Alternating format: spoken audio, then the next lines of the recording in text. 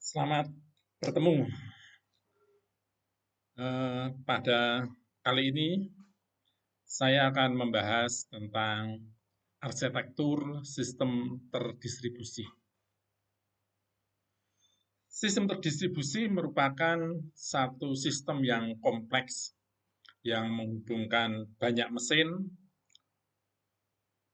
yang mana di dalam mesin tersebut juga ada perangkat lunaknya, sehingga dibutuhkan suatu pengorganisasian yang baik agar masing-masing mesin, baik perangkat keras maupun perangkat lunaknya, bisa bekerja secara baik dan menghasilkan kinerja yang baik. Nah, untuk itu, maka diperlukan sebuah rancangan yang kemudian dikenal sebagai arsitektur. Nah, arsitektur di dalam sistem terdistribusi lebih fokus kepada bagaimana menata perangkat lunaknya. Jadi dari sisi logis. Sehingga masing-masing perangkat lunak tersebut yang ternyata juga mempunyai banyak perbedaan, bisa saling terkoneksi dan kemudian bisa saling bekerja sama.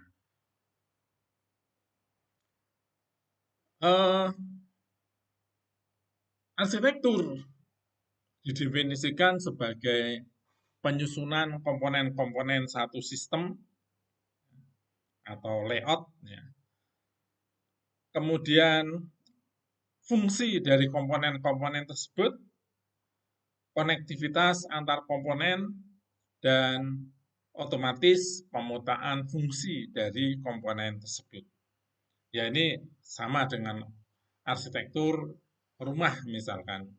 Arsitektur rumah akan membahas tentang bagaimana menata komponen-komponen di dalam rumah, yang mana dalam komponen-komponen tersebut juga mempunyai fungsi masing-masing supaya semuanya terintegrasi dengan dan bisa bekerja dengan baik menjadi rumah yang nyaman. Nah, tentu ini juga berharap menjadi sebuah sistem yang nyaman. Gitu ya. Nah, tadi sudah saya katakan di awal bahwa di dalam sistem terdistribusi sebenarnya ada dua komponen yang akan menjadi fokus pembicaraan, yaitu adalah komponen hardware dan komponen software. Komponen hardware sering dikatakan sebagai sisi fisik, sedangkan komponen software sering dikatakan sebagai sisi logik. Maka di dalam sistem membahas arsitektur sistem distribusi, kita akan lebih fokus kepada organisasi logis dari perangkat lunak tersebut. Sistem arsitektur akan menjelaskan bagaimanakah penempatan perangkat lunak pada mesin secara fisik. Realisasi arsitektur bisa secara terpusat, bisa secara desentralisasi, atau bisa pula secara hybrid. Kemudian kalau kita bicara secara logik, maka kita akan bicara tentang bagaimanakah membuat satu mekanisme supaya antar software yang saling berbeda tersebut bisa saling berkomunikasi, bisa saling berkoordinasi, dan kemudian bekerja sama. Nah, tentunya yang lebih penting adalah dalam hal ini kemudian membuat interface antar muka atau juga disebut sebagai konektor, ya, penghubung. Nah, misalkan kalau di dalam sistem distribusi nanti ada penghubungnya adalah menggunakan RPC, Remote Procedure Call, atau menggunakan pertukaran pesan, message passing, ya, atau menggunakan streaming data. Nah, penggunaan konektor ini bisa terbagi dalam 4 sudut pandang. Yang pertama adalah layer arsitektur, yang kedua object based arsitektur, yang ketiga data center arsitektur, dan yang keempat adalah event-based arsitektur. Kita akan lihat satu-satu dari sudut pandang ini. Yang pertama tentang arsitektur layer, berbasis layer. Komponen-komponen pada layer arsitektur diorganisasikan dalam bentuk lapisan-lapisan. Jadi ada lapisan-lapisan fungsi dan layanan gitu ya, yang disusun berlapis. Sehingga di situ terlihat bahwa ada satu alur permintaan dari layer N ke N-1 sampai dengan ke layer 1, kemudian layer 1 memberikan tanggapan melalui layer 2, dan setelah lulusnya melalui N-1 dan sampai dengan nanti diketemukan atau diterima oleh N. Jadi permintaannya adalah menggunakan jalur yang berlapis.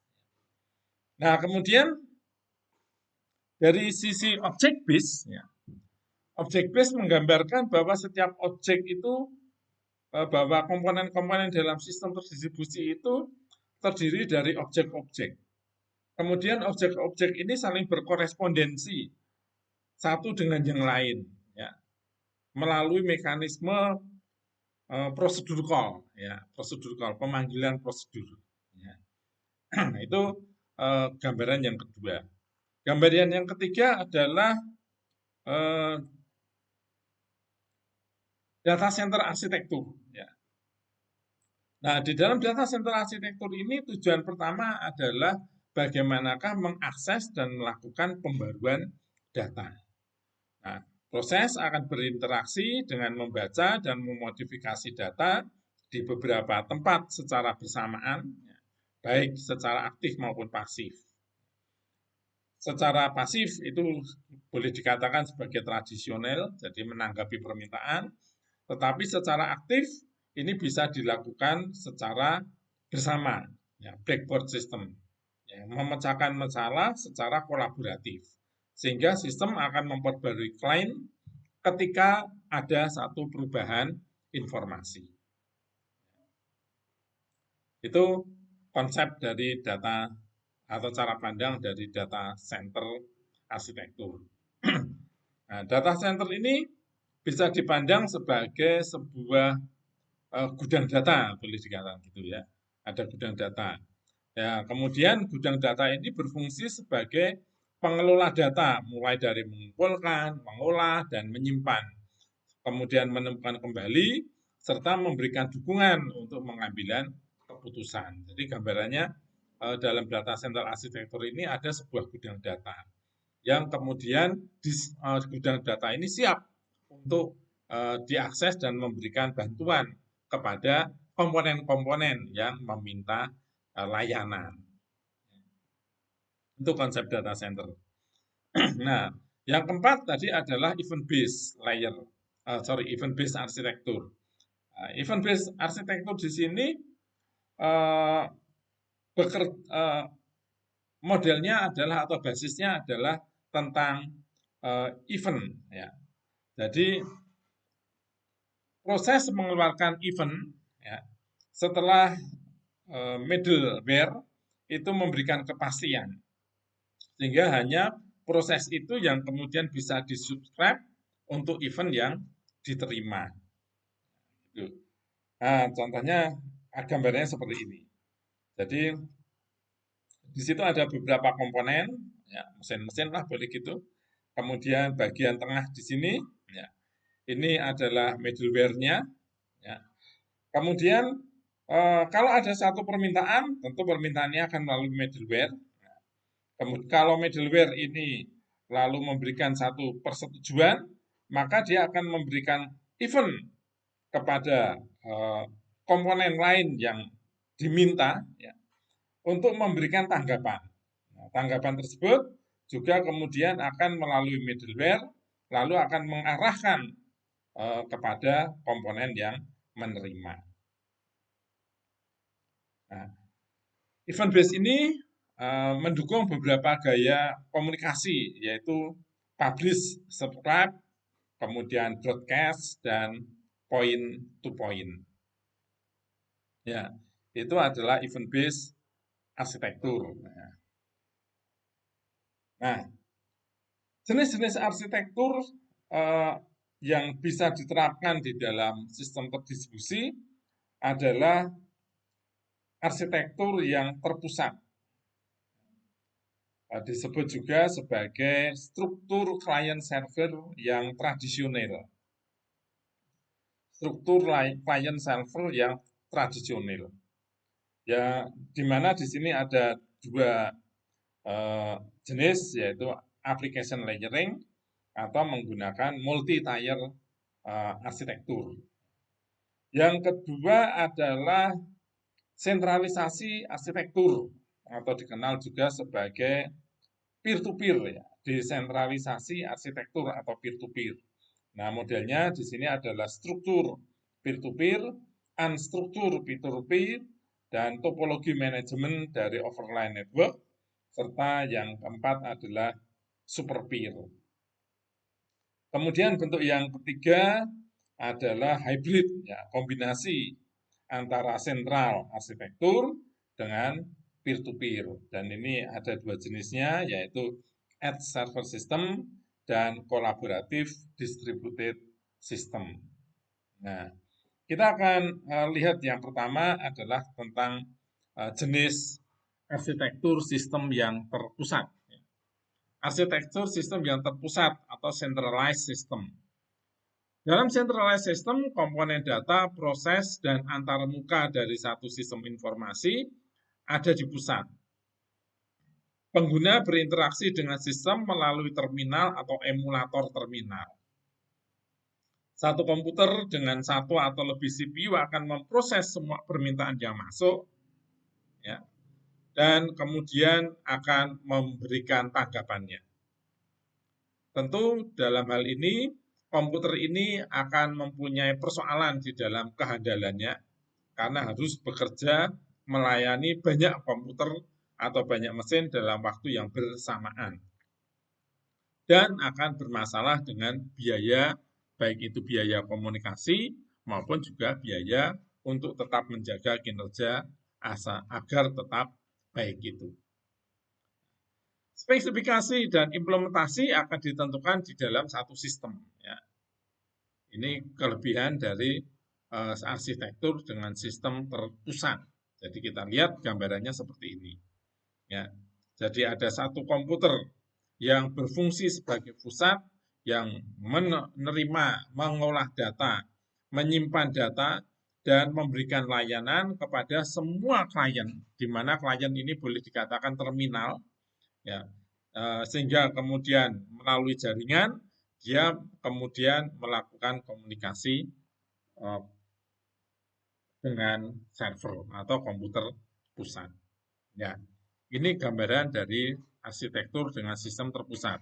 Nah, dengan cara seperti ini, maka kita bisa membayangkan bagaimanakah kerja dari server yang kemudian menjadi berat. Maka biaya komunikasi juga akan tinggi, biaya perawatan juga perlu tinggi untuk menjaga agar kinerjanya tetap baik. Ya, itu jenis dari arsitektur yang terpusat.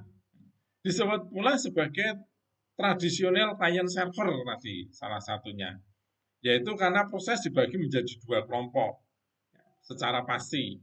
Yang satu berfungsi sebagai klien dan yang satu berfungsi sebagai server. Nah, komunikasi untuk sinkronnya adalah menggunakan aturan permintaan dan tanggapan. Ya, jadi saya minta, kemudian server menanggapi. Ya. Di dalam LAN sering diimplementasikan dengan protokol tanpa koneksi, ya, koneksi. Jadi tidak, dan itu tidak diandalkan. Kalau di dalam WAN, komputer yang jaringannya lebih besar, maka komunikasi biasanya berorientasi pada koneksi TCP, ya. Ini yang atau IP itu yang lebih reliable atau lebih memungkinkan.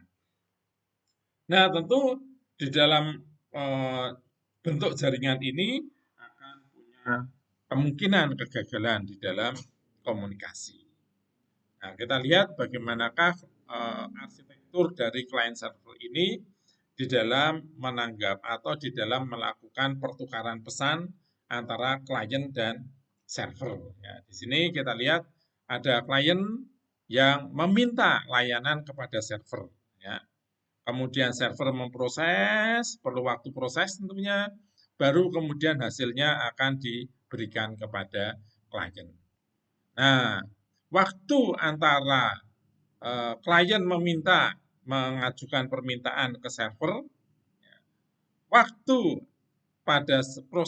waktu server melayani permintaan, dan kemudian waktu mengirim kepada klien. Itulah waktu tunggu yang terjadi. Ya. Jadi pada waktu klien meminta layanan ke server akan membutuhkan 3 komponen waktu itu. Waktu menyampaikan, waktu memproses, dan waktu mengirimkan. Client server ini akan unggul dalam kecepatan dan mendukung jaringan yang besar. Kekurangannya terdapat pada sisi setup yang cukup kompleks, biaya tinggi, dan membutuhkan sumber daya manusia yang handal untuk mengelola. Ya. Pada model client server terdapat perilaku yang kemudian disebut request reply behavior. Ya. Nah, itu jadi permintaan dan balasan. Di dalam di dalam model data terpusat, maka ada kemungkinan kegagalan di dalam penyaluran atau transmisi, ya. Dan akibatnya pesan bisa hilang, pesan permintaan bisa hilang, atau mungkin pesan balasan yang hilang, atau bisa juga server gagal sebelum satu permintaan selesai dilayani. Nah, dalam kondisi seperti ini, maka pertanyaannya, apakah klien bisa mengetahui kesalahan apa yang terjadi? Mengapa permintaannya kok tidak diberikan balasan? Tentu tidak bisa. Ya. Tidak tahu ya, klien tidak tahu. Yang penting kliennya bahwa dia permintaannya gagal, ya. Error gitu, atau fail. Nah, ulangi lagi, biasanya begitu. Kasus yang lain adalah idempotensi, ya idempotensi, yaitu respon khas untuk permintaan yang hilang dalam komunikasi tanpa koneksi. Nah, bagaimanakah ini kalau permintaannya ini hilang karena koneksi yang terganggu? Ya, yang paling mudah adalah kemudian melakukan pengiriman ulang atau retransmission. Nah, tentunya retransmission juga akan berdampak kepada apa? Biaya pengiriman ulang. Ya, toh? Lalu berikutnya adalah operasinya, idempoten bagaimana? Dapat dilakukan beberapa kali tanpa membahayakan. Ya. Jadi terus selalu dilakukan sampai dengan layanan itu didapatkan dan perubahan yang ingin terjadi itu bisa diwujudkan. Kemudian layer arsitektur untuk client server. Ya. Biasanya layer untuk arsitektur ini menggunakan user interface level, ya. User interface level dari antarmuka user. Biasanya menggunakan teknologi GUI, ya, Graphical Unit Interface, untuk berinteraksi dengan pengguna akhir. Sedangkan tingkat processingnya adalah aplikasi pemrosesan data. Lalu data levelnya berinteraksi dengan basis data atau sistem file. Data biasanya lebih bersifat persisten. Ya, ada meskipun tidak ada klien yang mengaksesnya. Ya, dia selalu tersedia. Oke. Nah, contoh dari data ini atau arsitektur ini adalah search engine web. Ya, search engine web, di mana yang digunakan sebagai antarmuka adalah mengetikkan kata kunci, ya. Kemudian tingkat processingnya adalah proses akan membuat atau menciptakan sebuah query database yang kemudian akan melanjutkan untuk melakukan rankingan mana permintaan yang paling sering ya, dan kemudian ditampilkan dalam format tertentu. Tingkatan datanya adalah database dalam halaman web. Contoh berikutnya adalah Stock Broker Decision Support System ya. Jadi sistem pendukung keputusan untuk para